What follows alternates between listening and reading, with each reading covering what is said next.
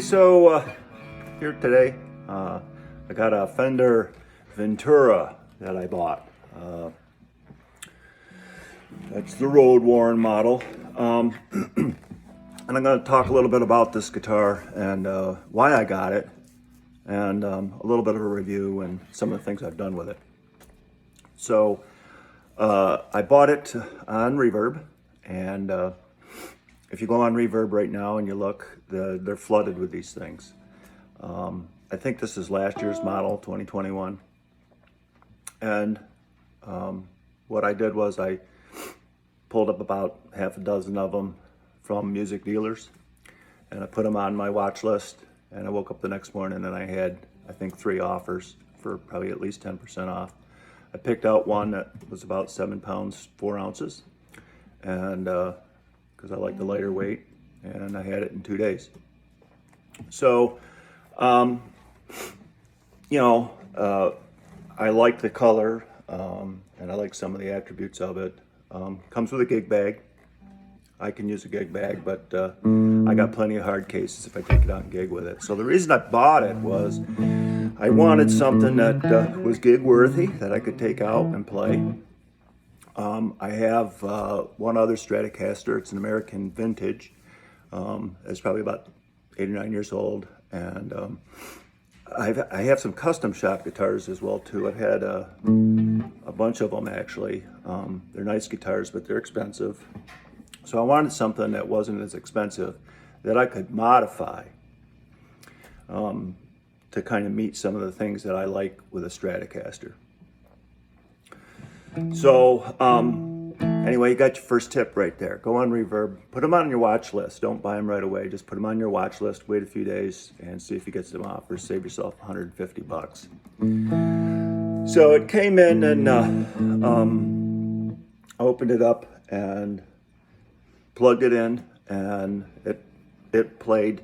There was one problem with it right off the bat, was the middle pickup didn't work. I had nothing. And and I, of course, gotten all this through the mail, and I'm quite a ways from the Fender dealer, so I just said, the heck with it, I'll deal with it, because I want to do some modifications on it anyway. The neck was had just about the right amount of relief in it, and I played it a little bit. Other than the middle pickup, everything was fine. The strings were a little bit high, but so I took it all apart, and these are some of the things that I did to it. Okay. Well, let me talk first about some of the pros and some of the cons of this. Okay, why I got it. One of the things is that it has a nitro finish on it, and I'm a believer in the nitro finish. I think they glop on these heavy finishes, polyesters and stuff, and I think it doesn't help the guitars at all. It makes them heavier. They don't sound as bright. The other thing I liked about this was it's got the 6¼ inch radius, and I'm an older guy. I kind of grew up with that stuff. I can work with it. I like it.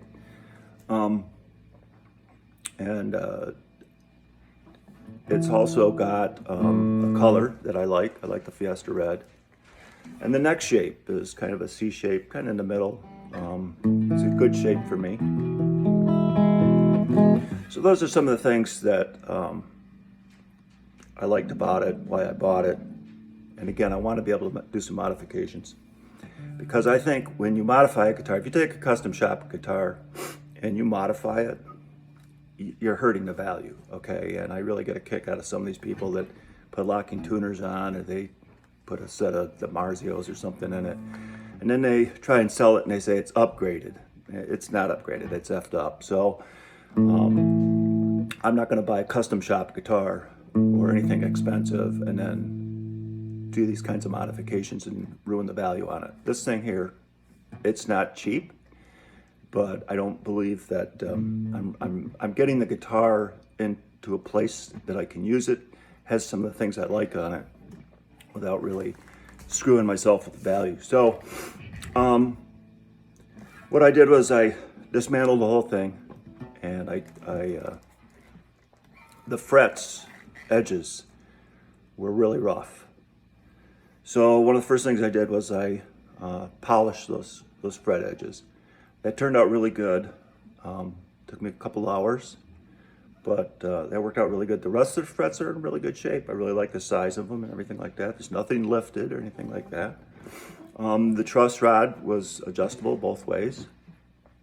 The tuners, I noticed when I first got it, I was tuning it up, one of the tuners was kind of sticky. And then I started turning another tuner and it slipped. So the tuners are garbage. I had another set of tuners. They were actually new in the box. They're the vintage tuners. You get them for 40 bucks on Reverb again. And I put those on, and they're different size. I had to change the bushings as well to get them to fit. And so those, I don't know why they put these cheap tuners on there. The other thing is you know, on the back of the neck, there was a serial number and made in Mexico and some sort of a 75th anniversary decal or something. That was killing me, so I sanded all that right off and I refinished it with nitrocellulose lacquer. It took me about 8 coats. I put on 8 really light coats of light amber, and it pretty much matches the original. It's pretty close. I could have probably put another coat on there or something. Anyway, so I got the new tuners on, same vintage style tuners. And then I took the body and I polished it. There was a lot of scratches. I don't know how they relic this or what they do, but there was a lot of like really light scratches in it. So I just polished it. That took me about an hour and a half. I just used an automotive polish and with a wet rag. I really lean on it. Probably took me a couple hours to do that. And so I got this all polished up so the color kind of comes out a little bit better. It was pretty dull when I got it.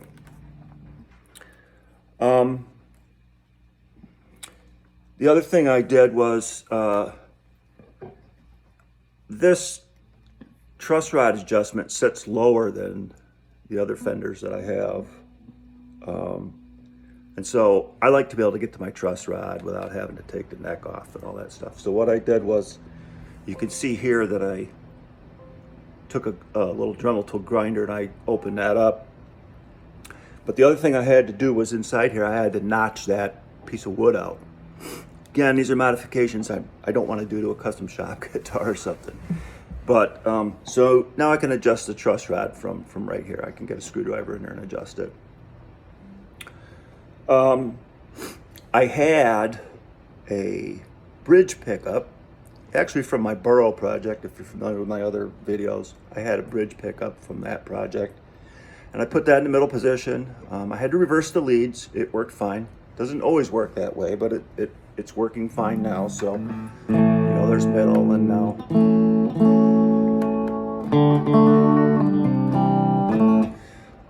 And then the other thing I like to do is I took this control out and I put the volume down here, and this is a master tone. And again, that's another thing, if you're familiar with my Burrow project, I've got another Stratocaster American Vintage reissue that I've done that on.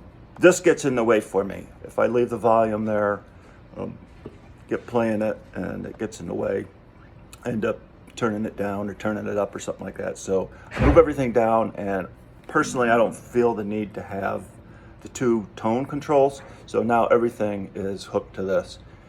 That's an easy modification. And of course it's reversible. And then what I did on this one was I just glued an Indian head penny over the hole. This here, the bridge and the saddles, that all's working fine right now.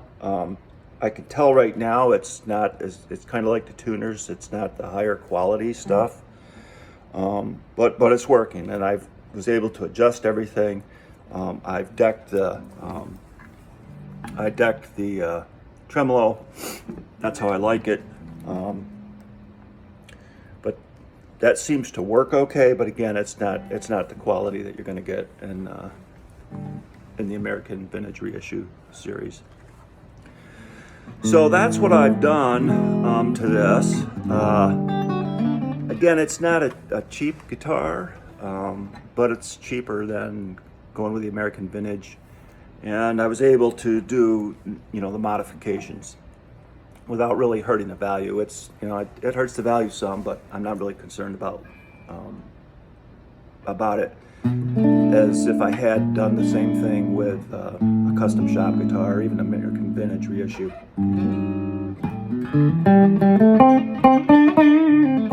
I put 11 to 48s on it.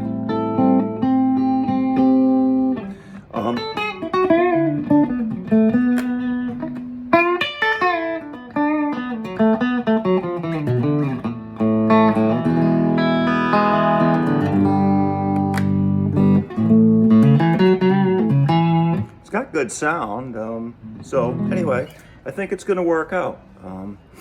You know, I polished all this up in here too, kind of get it to shine up a little bit. So, you know, it looks like a regular Fender now. And you know, they've reliced all this a little bit. But you know, the other thing I like about it is it's kind of reliced, but it's not. You know, I'm sorry, but the custom shop guitars are nice and they're finished nice and stuff, but many of them are just way over reliced. I've seen a lot of vintage guitars. I've handled them, and they do not look like what's coming out of the custom shop heavy relics. They just don't. So if you like that look, that's cool. I don't really go for it, but a little bit of something like this or a few nicks or dings, not a big deal. It's more realistic as far as I'm concerned.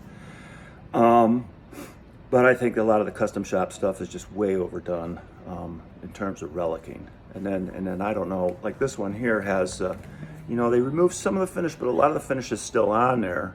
Because I polished all this down too. And there's actually still finish in here. And I don't know, you know, I don't know why, you know, I've seen a lot of vintage guitars, and, you know, some of the guys back in the days, they sanded these down, but most of them didn't. And most of what you had here was just wear. And you know, a lot of these custom shop guitars come in and the whole damn thing's sanded down. And I don't know why they do that. It's just not, to me, it's not realistic. So there you have it. You know, you could play this right out of the case, or right out of the box, I guess. I'm not really happy about the pickup and the tuners that didn't work. So I wouldn't buy one unless you get your hands on it first and kind of go through it and see if it's all gonna perform the way it's supposed to. It has a lifetime warranty, but I'm not in an area where I can easily get to a Fender warranty shop, or, you know, I probably could have returned it to the music store, but I was going to do some changes anyway. So, and again, these pickups, I put this middle one in here, but they sound okay. You know, I thought, well, maybe I'd do something like that. Oh, and then the other thing is the nut. The nut was really bad on this, and I was thinking about putting a bone nut in. I said, well, let me work with this one. The nut was cut way too high. So again, I spent probably, you know, an hour just taking my time with that. And I recut the nut. It wasn't too low, so I had plenty of material to work with, and I recut the nut, and I got that exactly where I want it. It's a synthetic nut, but it's working, so I'm not going to bother with that right now to put a bone nut in there or something. So it sounds good. I'm happy with how it turned out. Not so happy with the product itself as I got it out of the box, but it worked for me for the things that I wanted to do.